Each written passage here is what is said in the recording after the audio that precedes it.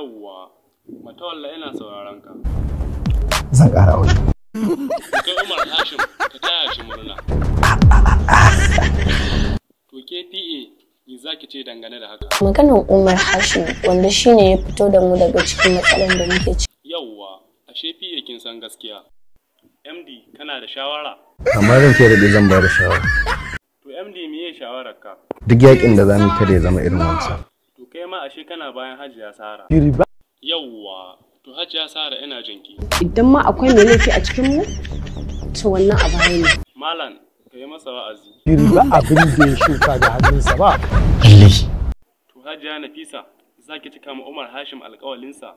Za mu cika mai dukkan alƙawarukan da muka ɗauka. To kai Umar Hashim, kai ma Hajiya Nafisa godiya. To Allah sanya alheri. MD ka jiya, to a ci gaba da haƙuri.